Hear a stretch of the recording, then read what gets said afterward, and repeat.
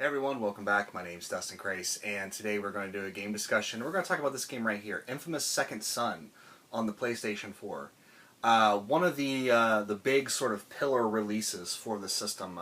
This is one of the games that everyone that bought a PS4 was kind of waiting for, and I was kind of thinking about just not picking this up right away and waiting for it to get cheaper because I haven't played the other two games in the series, and I believe it was SNES Mapper that said that this game doesn't really connect with the other games all that much. It's kind of a new start, so if if you want to start here, you can. So I went out and picked it up, just kind of on a whim one day, and threw it in, started playing it, and had an absolute blast with this game. I wasn't able to put it down at all, and it's made me. I already have the first Infamous up there on the shelf, and I went out and bought the second one as well, and I wouldn't be surprised if I, didn't throw those in by the end of the year. I think I'm going to want to play the rest of the series and see if the other two games stack up to this one, because I had an amazing time with this game. Just start to finish, a lot of fun. There is some frustrations with it. That's more along the lines of the game design itself than anything, but even then I still was having fun doing the missions. It's pretty much the perfect length. It's kind of a shorter game. I would say maybe 10 or 12 hours or something like that, maybe 15. I'm not exactly sure of the actual time clock on it, but it felt right. It didn't overstay its welcome. It came in and did its thing, and you're able to move on from it. So let's go ahead and get into it and talk about it a little bit. You play as Delson, a member, I can't remember the name of the Indian tribe, but they live just somewhere around Seattle there. And all of a sudden one day, this transport that's transporting these people called conduits, who are able to take powers from the matter around them and use these powers, are being transferred. They've been rounded up by this agency called the DUP, and they're being transported to this, basically like a jail for these people. And of course, as always happens, these transports wreck, and the inmates escape, and kind of one of them happens to run through Delson's hometown, and causes a little bit of havoc there. And while Delson is trying to stop him, he ends up leeching, I should say, some of this other person's powers, and becomes a conduit himself, and then is hunted by the DUP himself, and has to go to Seattle to battle the DUP and bring down this totalitarian system. Ugh, can't talk today. So yeah, the entire game, puts you in it reminds me a lot of the movie Chronicle. And I absolutely love the movie Chronicle.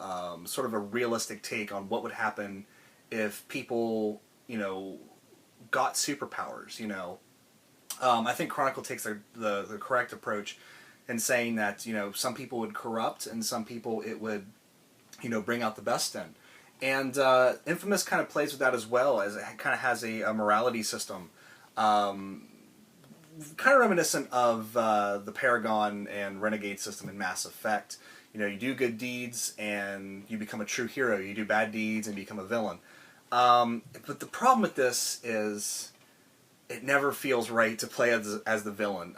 You meet the characters, and the characters are actually very likable, and you just can't. I just can't see them going down that dark road. Maybe it's just me. So I had a hard time taking him down that road. I might go back and just get drunk and then just wreak havoc on the town and become a bad guy. But yeah, from a storyline perspective, it's not the most deep storyline. It's kind of a very traditional storyline in a lot of ways. A lot of the same sort of cliches of this type of story. But the characters are very well written. The dialogue is very humorous. The story just feels kind of silly at times, especially the fact that the DUP comes into Seattle and within 2 weeks has basically set the entire city up into like a fortress. It's a little bit unbelievable in that respect, but I guess when you think about the villain and her concrete conduit powers, how she can manipulate concrete. It'd be easy to see how she'd be able to do that in 2 weeks, I guess. But the characters are very likable. There's, you know, all the different conduits that you meet in the game have interesting little backstories, even if they are, you know, a little cliche, like the girl who has neon powers, you know, she was a drug addict and then she got clean and then the mob came and, you know, wanted their money back. You know, it's just kind of, you've seen these stories before in different movies and TV shows. The nerd who likes to play video games got conduit powers and then he went, you know, and got his bullies, you know, got the bullies back, you know, that kind of stuff. You've kind of seen it all before. But, I don't know, the way the writing is, I never got bored with it, and I never got frustrated with the story. It's just like, okay, I see what they're doing here.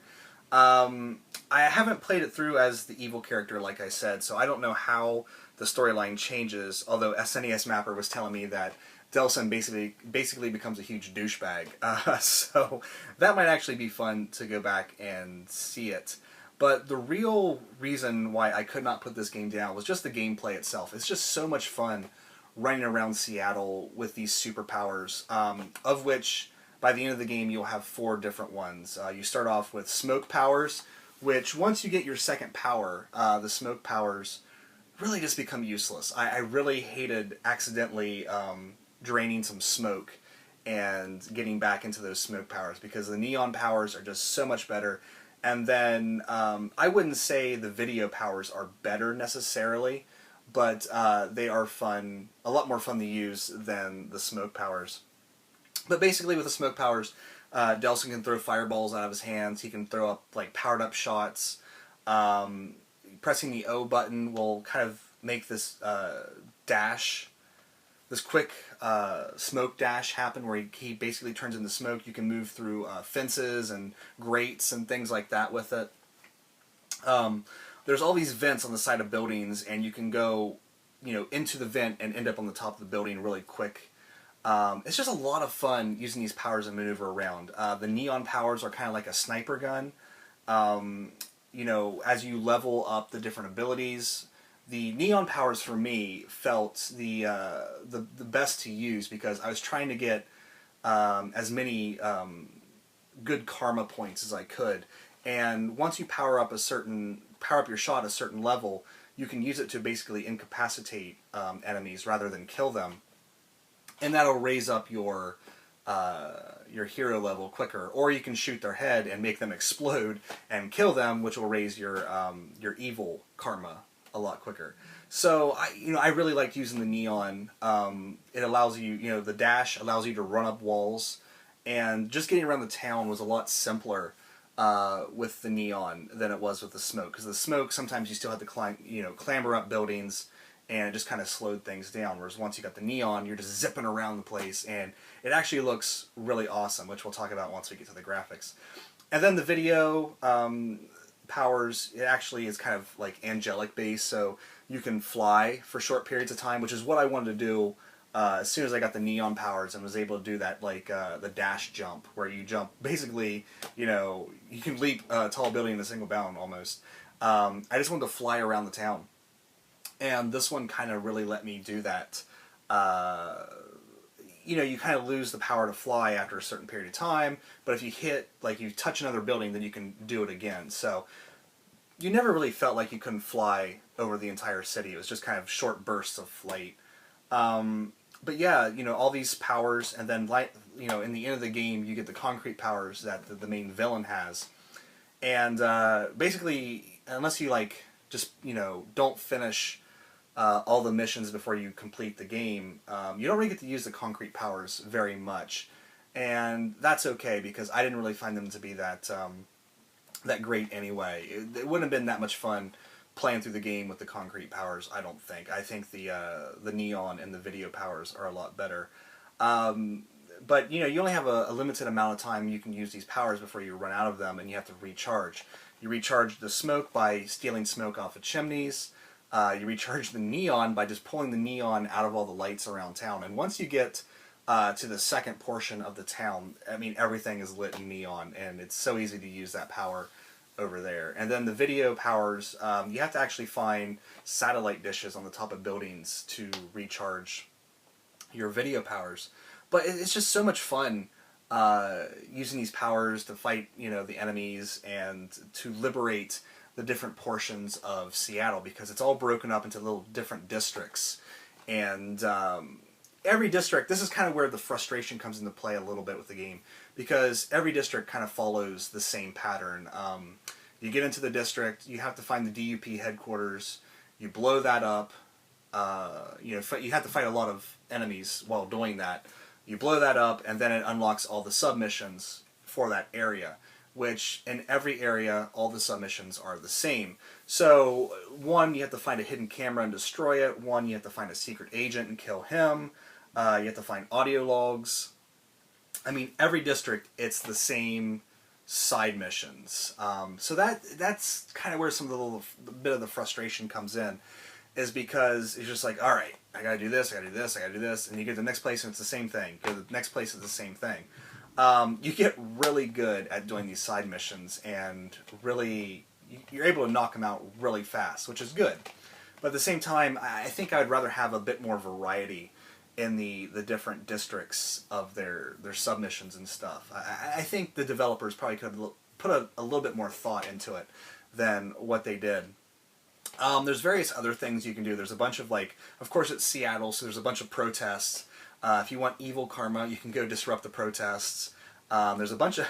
Seattle must be like the drug capital of the United States, because there's so many drug busts you could do in this game. It's just like every street corner there's a drug bust that you can go, stop these people. You have to destroy the drugs and then kill all the drug dealers or subdue them. There's people just in the street that you can heal to get good karma. There's a lot of things to do in this game, but as you get to sort of the midpoint of the game, you've kind of seen everything that the game has to offer, except for the gorgeous vistas and things like that, and the fun of exploring the town. From a gameplay perspective, once you complete the first, district, you've kind of seen everything the game will throw at you. Maybe not storyline-wise, but definitely in the side missions and things like that. What else from the gameplay? Sometimes it feels like there's some cheap deaths in here, I'm not going to lie. If you get a bunch of enemies firing on you, it's really hard to get away. Even when you use either your smoke dash or your neon dash or the Angel's flight, it just feels like you never get away fast enough, and there's just that one stray bullet hits you and you're dead. Luckily, it doesn't drop you off very far from where you left off, so there's not a lot of loss of progress in this game. And, for someone like me who just likes to play these games and have a good time, that's great. If you're looking for a more difficult challenge, you might want to look for a different game.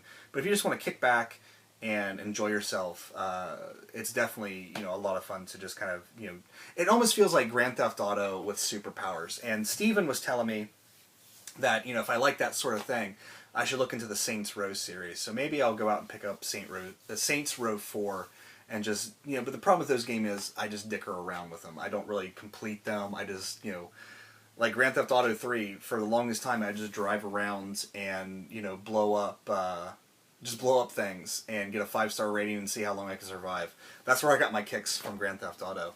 But with this, it kind of keeps you focused on the missions and stuff, and getting rid of the DUP. So there's a lot of fun to be had in that. Graphically, this game is jaw-dropping. And that's the thing with the PS4, Xbox One era graphics. It's kind of subtle in a way. It's more the textures. When I put in a PS4 game and I'm playing it, I don't instantly get blown away. The transition from the Super Nintendo to the N64 or something like that. It's not that big mind-blowing graphical difference. It's a lot of subtle things like lighting and textures and things like that. And this game is a show-off piece, especially for the lighting. A lot of the night scenes with the neons and then the helicopters flying over with their spotlights and things like that. It's just really awesome to look at. And the only problem I had with the graphics kind of comes with the character models themselves, which when you watch the cutscenes, which I think they're all using the in-game models. I could be wrong on that, but I'm pretty sure they all use the in-game models. The facial animations look fantastic, except when it's on an older person. There's an older lady in the beginning of the game that you kind of have to help, and then there's the main villain herself, who's maybe in her 40s, late 40s to early 50s, and her face, their faces still seem like they're chiseled out of like clay or something, whereas like Delson and his brother Reggie's face, they actually look pretty damn realistic. But for some reason, when they get like wrinkly faces, they still have that that clay waxwork type of look that it just really kind of draws you back a little bit. It's that, what do they call it? The uncanny. I can't think about it. But as like technology gets closer and closer to replicating what an actual human face looks like, it kind of becomes a grotesque type of thing. And that's kind of one of the problems I have with the game. But a lot of like Delson's facial expressions were really good. So I wonder how deep they went into the motion capture and things like that. But graphically, this game is gorgeous. I really don't see this, how this could run on, earlier hardware. There's absolutely no way. That being said, the city feels rather small. And, it's just one of those things where this is an early game in the PS4's library, and, probably by the time we get to the end of the PS4's, lifespan, we're going to have, like, game worlds the size of, Texas or something like that. In terms of, like, real game size, I don't know how big, like, the worlds of Skyrim and Fallout and things like that were, but I could easily see, like, just these massive worlds, which would be great, a lot of fun to explore and things like that.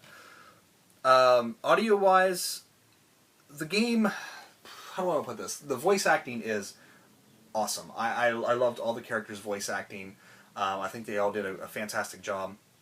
And actually, interestingly enough, the guy who does Delson's voice is the same guy that does Booker DeWitt in BioShock. And those two voices are, I mean, I guess now that I think about it, I can see the connection between the two, but they feel completely different. And that guy's a pretty damn good voice actor, so I'm going to have to, watch what he does from now on. But, everyone else, the guy who did the voice of Reggie, I can't remember his name now, but I kept thinking it was Chris Parnell from Saturday Night Live. It really sounds like Chris Parnell.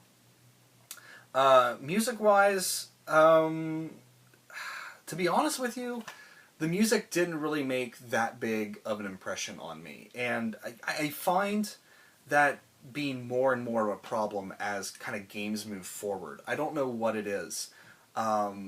Very rarely does video game music nowadays like really stir something in me. I could throw in a Super Nintendo game and just be enthralled in the music. And it just seems like nowadays, I don't know if it's because they're able to make it with real instruments and not like MIDI tracks or things like that, but it just doesn't seem as interesting to me.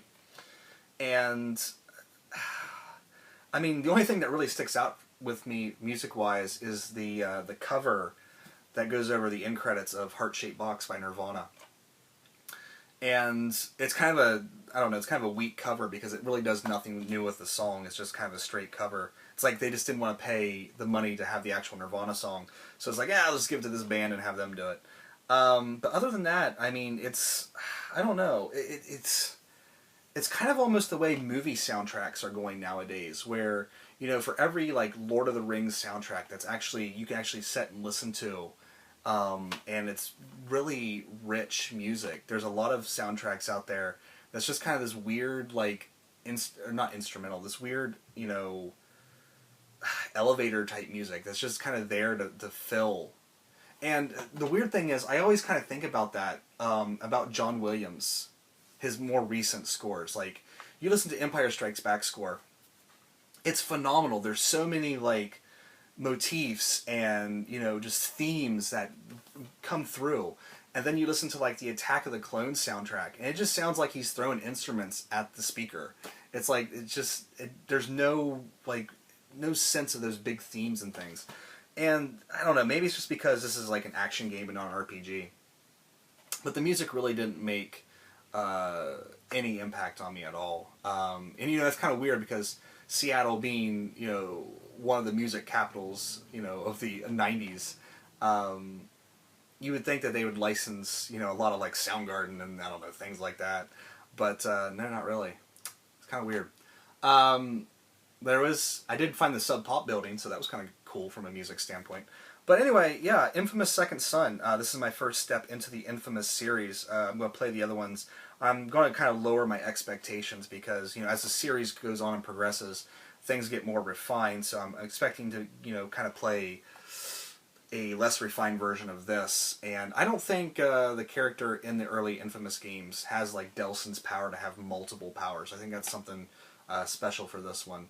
But yeah, if you want to wait for this to get cheaper, that's totally fine. But I paid, you know, $60 for this, and I feel like I got my money's worth. I had a blast with this. I could not put it down. Well, let me think about this. Yeah, so far it might be my favorite PS4 game, of which I've only played a handful. And someone's calling me, so I'm going to end this video now. So I want to thank you guys so much for watching. Take care. I'll see you next time.